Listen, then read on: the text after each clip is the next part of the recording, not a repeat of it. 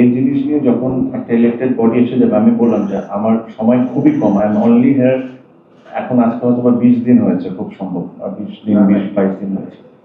So যদি আমি elected হই ইনশাল্লাহ, এটা নিয়ে আমার নিজস্ব একটা প্ল্যান আছে যে জিনিসটাকে কেমনে কি করতে হয়। আবার সেকেন্ড, এটার সাথে আমি আরেকটা জিনিস আপনাকে অ্যাড করে দিতে চাই, যে আপনি যদি এখন বাংলাদেশের ক্রিকেটিং সিস্টেমটা দেখেন, বাংলাদেশের কিন্তু ক্রিকেট প্লেয়াররা প্রডিউস করছে হলো একাডেমিজ গুলো, দিস প্রাইভেট একাডেমিজ। তারাও যেরকম সার্ভাইভ করে, এটাও কিন্তু আমাদের একটা দায়িত্বের মধ্যে পড়ে। তো ওই কারণে যে প্রথম স্টেপটা আমরা যেটা নিয়েছি, আমরা 6টা মাঠে খেলা দিচ্ছি। যখন আমরা বসুন্ধরা, ক্রিকেটার্স একাডেমি, পিকেএসপি, ইউল্যাব, হ্যাঁ, এইসব মাঠে যখন আমরা খেলা দিচ্ছি, আমরা উই আর পেইং রেন্ট। ওই রেন্ট দিয়ে কিন্তু তারা তাদের রেভিনিউ জেনারেট করছে। আমার একটা ব্যক্তিগত ইচ্ছা আছে যে এইচপি নিয়ে আমরা পরবর্তীতে আমরা বসবো, এইচপি নিয়ে যে আমরা কি করি, আন্ডার 19, আন্ডার 17, আন্ডার 15 আমরা সব এক জায়গায় ঢুকে দিই, বা বিকেএসপিতে আমরা চলে যাই।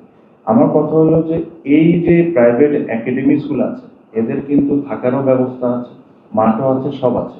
আন্ডার 15 ক্যাম্প ক্রিকেটার্স একাডেমিতে হতেই পারে, বা আন্ডার 17 ক্যাম্প পিকেএসপিতে হতেই পারে। আমরা তো ভাড়া দিয়েই করি, আমরা যখন বিকেএসপিতে এই ক্যাম্পগুলো রান করি, আমরা কিন্তু বিপে। সো ওয়াই নট আমরা এখানে এদেরকেও সাপোর্ট করি।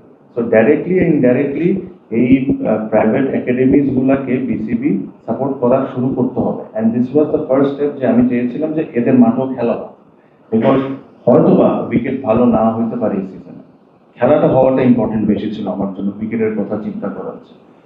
আজকে যখন এখানে একটা ফার্স্ট ক্লাস টুর্নামেন্ট হবে বা লিস্টে ম্যাচ হবে, অটোমেটিকলি ওই একাডেমিজ গুলাই কিন্তু বেটার করা শুরু করবে নিজেদের facilities. So that's how you help each other. সো এটাই আমার প্ল্যান। আমি আশা করি যখন আমি যদি আমি একটা লম্বা সময়ের জন্য এখানে থাকতে পারি, আমার নিজের স্বপ্ন আছে, আমি ওই স্বপ্নগুলা কেমনে বাস্তবায়ন করতে পারি ওটা নিয়ে কাজ করবো তখন।